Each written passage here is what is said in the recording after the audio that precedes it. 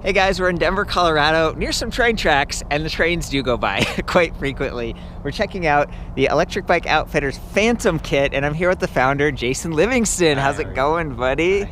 Dude, I'm excited to have you here and have all these bikes to look at, because I've got a couple questions, like some feedback, and then also, of course, just getting all the specs and everything. So this kit is $1,112, right? That's correct. It's one of the more affordable ones. I think it's your lightest weight one too. It is. Okay, I'm gonna jump in and like hit some of the specs.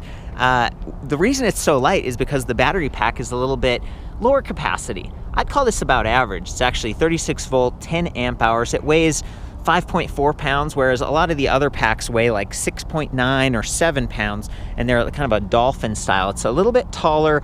It doesn't leave as much space if you mount it on the down tube. Of course, they also have rear rack mounted batteries and stuff. There are really a whole lot of different options, but this seems to be a fairly popular kit because it looks cool. You know, it's kind of compact. I think you could fit the dolphin pack on those two, and probably on this one, although you might not be able to squeeze on this folding lock. And this just looks so cool. I mean, you've got kind of the bullet headlight going on, the black, it's completely black. I like it. I definitely appreciate the way this is set up. I like that they're able to mount the weight low and center if you have like a traditional bike frame like this, and just the matte black and everything. You know, this is a really beautiful bike. Is this a customer bike, or who is this for? This is just a demo bike, but okay. It's a very common bike for installations. Yeah, I can see why. It's beautiful. Now, coming away from the battery for a second, which by the way can be charged on or off the frame, so you can take it off if you live somewhere like Colorado where it snows, it gets kind of cold, or it gets really hot. It's nice to keep the battery in a cool, dry location. The other, I guess, flexible aspects of this kit is that you can mount the motor either in the back, as we see here, with a 6, 7, or 9-speed cassette from Shimano or Sunrace, or you can do a front mount design like this. You can see that in both of these trikes. And the interesting thing is we've got a V-brake on that one, like a kind of a caliper brakes that push on the rim, and these are machined sidewalls. Or you can do a disc brake, and it's machined to accept that. So I really love that, and Jason's done a great job of designing this so that it kind of bevels in the hub motor casing, so that if you do mount it to the front and you've got narrower forks, like this is a 100mm dropout, but you can see that the fork actually bulges out a little bit right there, that it wouldn't scrape on the side of the motor casing, which is a big deal, especially if you get a black motor casing like this and you want it to blend in. He offers black, he offers silver, even the rims you can get black or silver. 12-gauge spokes, so a little bit thicker. These are probably like 14 up here, so gives you a little bit of extra strength. Bunch of different dropout sizes, so it could be 100mm for a fork, or a 120 or 135 for a rear dropout. Bunch of different wheel sizes too. So we come over here to this recumbent setup, and this is a 20-inch wheel, but he actually supports 16 inches as well, which is, I guess there's some recumbents and maybe some folding bikes that would need that. So 16, 20, 24, 26, 28, and then 29ers too. So it's a really versatile kit, and I think the big question is kind of like, do you want this battery? It's not any cheaper than his Burley kit, and then there's also, is there one other one that's like, I mean, you have the cruiser kit too. Yes. So they sort of all leverage the same motor, and that's, you've spent all this extra time designing the casing and everything. It's really about the battery. Yeah, the battery's the only difference between all the different kits. All the specs and the motor and the wiring's very similar. Yeah, well, and he does actually have, what is that, the Clydesdale, and then you have a fat bike specific motor too. So it's not just this one, but the majority of what he sells seem to be this compact, internally geared, planetary geared hub motor. And we've actually got one opened up, which is really cool to see right here. So see that copper winding that creates electromagnets, and then they repel against those rare earth magnets that are lining the perimeter there. So that's really cool. The dropout sizing on most bikes, it's kind of like this almost 10mm spacing, and that's what we've got here, 9.8 cutouts with a 12mm threaded axle, so it's a little bit thicker. This is the power cable, it protrudes from the side, and then the geared, we dropped part of it. This is what it looks like on the other side. So planetary gearing, so plastic gears, and we've got that grease. And what it does is it's a reduction gear. So this part of the motor is spinning really fast, and then it sort of down converts it to a little bit higher torque. Internally geared motors are known for being zippy, maybe a little bit louder, although his are fairly quiet. and then reducing the size and the weight and just giving you that compact feel, which is nice if you're steering because you don't want a lot of weight up here. It's also nice because it just hides behind the disc brake there. It's just visually really pleasing. Internally geared hub motors are my personal favorite just because of the size and the weight trade-offs, and this one has a pretty good range. So when it's connected up to the 36 volt system, it's rated at 350 watts up to like around 600 watts. It produces about 21 Newton meters of torque.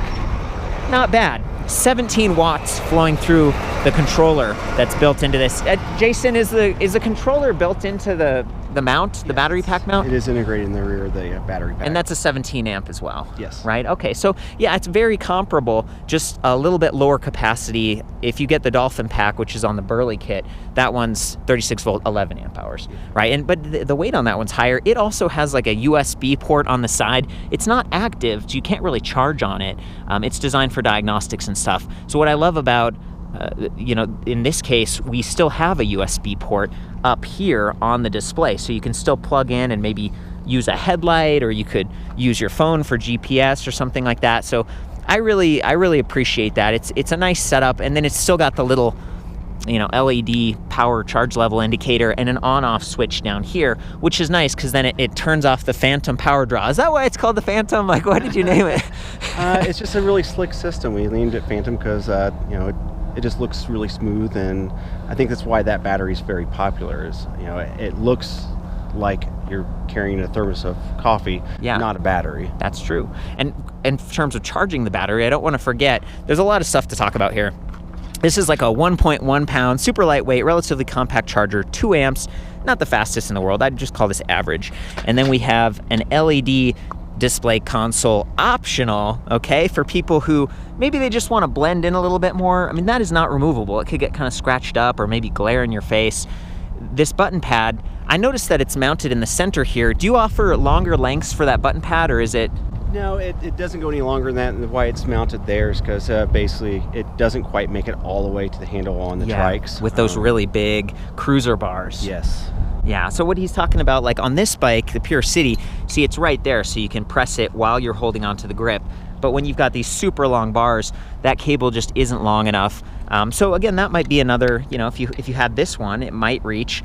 The thing that's really cool about Jason's kits and the Electric Bike Outfitter company, in my opinion, is that they offer a lot of flexibility in terms of cable length. So if you have like a tandem, or you have a cargo bike or something like this is a recumbent trike, the cables will make it. You're not having to compromise too much. You can actually mount the display within reach, the button pad, and I like that. And you guys offer like a 1-year comprehensive warranty. There's a 30-day money-back guarantee kind of thing going on. And I reviewed your bikes in 2015, so you've been around for a while.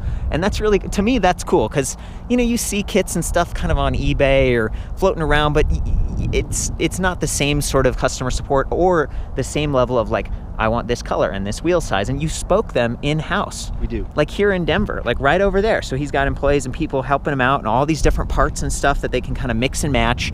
And to me, that's really neat. I appreciate that. It's part of what brings some value to this offering. And then at the end of the day, with a kit, you do end up with like some extra wires in part because we've got these motor inhibitors here on the brake levers. That's a great safety option. Come down here, these are Joulet connectors, so they're color coded, they're water resistant, but they're not internally routed. So you can see they're kind of tacked onto the outside of the frame, but not too bad. I mean, look how it goes from a bunch of cables to like one. And I think that's really pretty nice. And then there's a little bit of a bundle of cables there.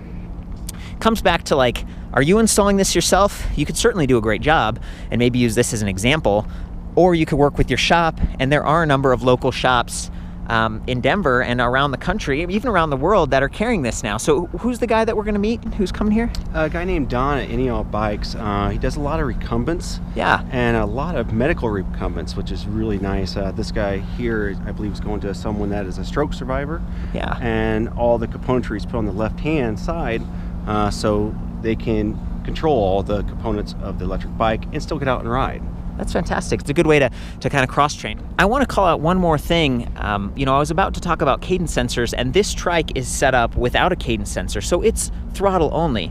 And that throttle is also optional. So this kit could be designed as a class 1 or class 2. You could have pedal assist or just the throttle. And I guess trikes, sometimes, your feet are moving, and if it's maybe a rider who's a little less stable, hasn't ridden as much, it's nice to just have kind of one thing to worry about. So the throttle is an interesting setup here, and that's back to the versatility. Over here, you can see that there's a 8-magnet cadence sensor right down there on the bottom bracket, and that is a piece of hardware that you have to install. You have to take the cranks off and everything, and that back to whether you want to do it or get the bike shop to do it. There's our friend the train cruising by. I think I'm gonna take it over here and just turn on the battery pack here again. Okay, so we're on this side. It looks like we're already on, in the on position. Hold the power button for a second. There we go. It comes to life pretty quickly. I like this display. It's pretty big. It is backlit, and to get the backlighting to work, you just hold the up arrow for a couple seconds, and you can actually see there's a little light icon. Hopefully you can see. There's a little bit of glare going on. And then next to it, we've got a little circle with some arrows, and that's actually telling us, oh, the motor inhibitors have been activated. That's something to look for if you get a kit and you're like, why isn't the bike working? It could be that you have a failed motor inhibitor or something, in which case you can like unplug those as a way to diagnose it. But it's cool to see it on the display. We've got a battery infographic that gives you some feedback about how full it is. There's like 5 ticks, so each tick is 20% increment, and you might be looking and saying, oh, Court, that looks like 4 ticks, but actually the outer battery shape, that counts as a tick.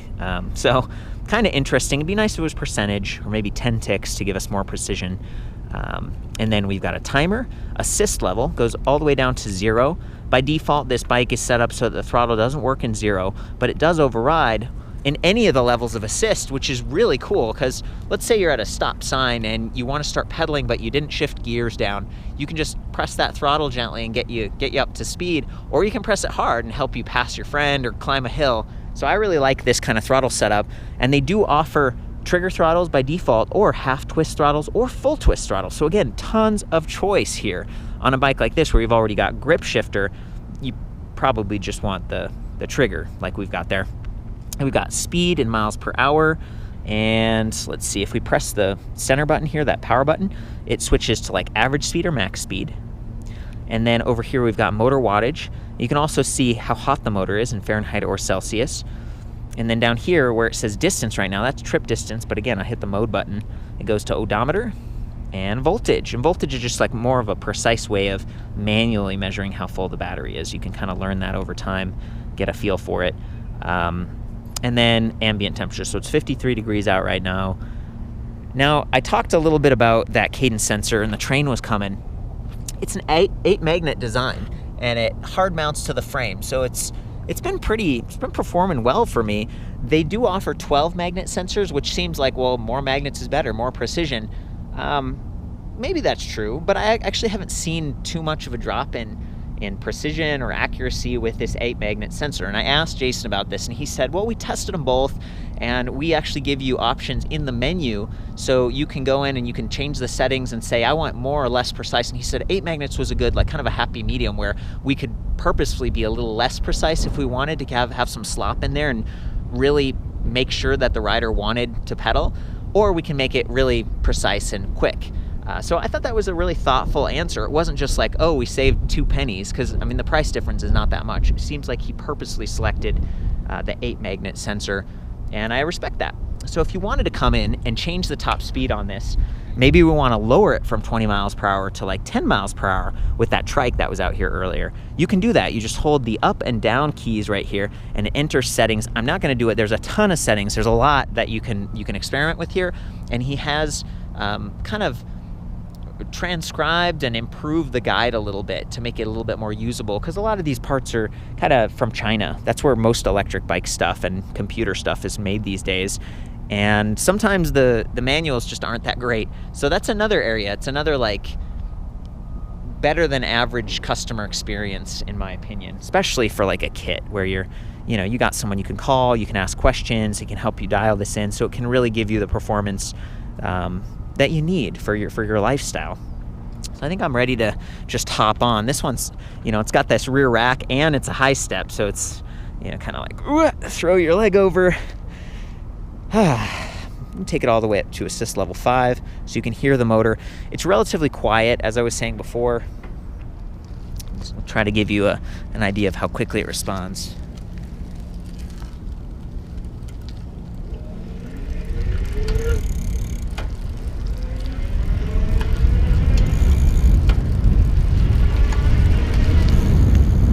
Feeling pretty good. You know, I started in a higher gear, so it wasn't kicking on right away because I'm pedaling slowly, and that's where that twist throttle or the trigger throttle comes in really handy. And because there's no extra weight in this front rear wheel right now, you know, steering is really nimble, and I can steer with no hands. I still think I might get a little bit of speed wobble, you know, depending on the speed, but it's actually handling pretty well. Speed wobble is something where you have extra weight up here, you have a step through, the handlebars start to shake like that. So my personal preference is always have the motor in the rear wheel. It's just a little bit trickier to install because you got the cassette and all that stuff and the shifter cables and stuff. It's a little bit busy back there. But, you know, once you do it, it ends up being a good setup. Okay, guys, we got the Phantom battery pack. That's 36 volts. And then the 350 watt motor peaking around 600. I just wanted to give you a close up. I'm going to do some pedaling so you can listen for the kind of the start and stop with that cadence sensor. Again, not as responsive as a torque sensor, but with that throttle, you know, it's not such a big deal. You just got power on demand. So let's do it.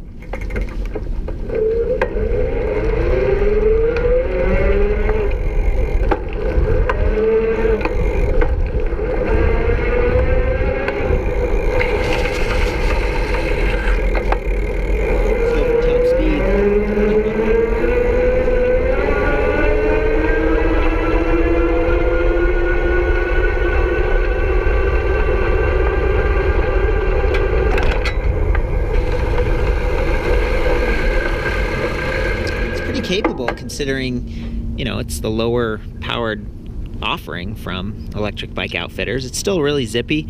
You know, keep in mind I weigh 135 pounds and we're on flats. This is a relatively efficient tire and wheel size, but still, I mean, you don't always need to like jump up to the 48 or even that they have a 500 watt motor option called the Front Range. These work really well, especially for kind of like that active or just around town riding.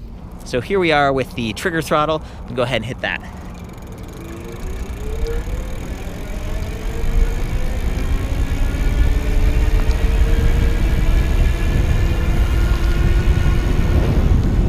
Really flying. Feeling pretty good and not too loud. Again, it seems like one of the quieter geared motors that I've tested. There's enough zip here. Unfortunately, I don't really have any hills to climb or anything, but as a relatively lightweight rider, looking at what is effectively one of their cheapest kits, the 36 volt Burley or the 36 volt Phantom like this, it definitely, it works, you know, it gets the job done. And I've had some fun checking this out with you guys, but there's one more consideration to make, and that has to do with how this battery mounts to the frame. So I'm bringing you back over here. We got the other bikes, all the gear that we looked at before. Okay, the kickstand up. I usually try to turn the bike off before I mount or dismount just for safety. I'm gonna go ahead and turn that off down there. So I wanna bring you back over here to the recumbent. Go ahead and take the battery off. So I'm unlocking it. Let's see, there we go. It's got a little lip right here so you can actually carry it around. Sort of a soft rubber, feels really nice. But down here, do you see this? We got these two pins. There's like a plus and minus, and they're spring loaded, so they kind of compress a little bit when you put the battery in there. And then there's the receiver right there. What I was told is that this kind of a known point of failure on this battery design, where over time some dust, some water, some debris can get in here, and then instead of springing as much, those can lock up a little bit. And when they do, it can kind of damage and push in on these pins and wreck it. Okay, and Jason told me this happens after like the first couple years, you know, if people aren't doing a good job keeping it clean. And I thought that was really honest of him. He was like, I don't know if I would actually sell this this kit with these batteries except for that people want them. And he sends out a little warning label with all the kits that says, hey, be extra careful, keep those clean, try not to damage the battery. They do sell replacement batteries, and all their stuff is kind of modular. So inside the shop here, in fact, I might as well just take you back in. So we're back in the shop, and you can see there's all these buckets full of like different parts. There's the 8-magnet cadence sensor, and we've got some extra wires and stuff like that. And they can repack batteries. He works with a gentleman named Patrick. So if newer, higher density cells come out, or they could get you a different case or a different mount, you have to pay a little bit extra for that. But I just wanted to reiterate, Jason, you were telling me, I kind of already described it, but that those pins can get a little stuck if you don't keep them clean, and then it can kind of mess up the battery interface. Are there any just tips on how to keep them clean or to avoid that? A little bit of oil and a toothbrush just to keep them clean. Like WD-40, is that what you mean? A little bit of 40 isn't bad.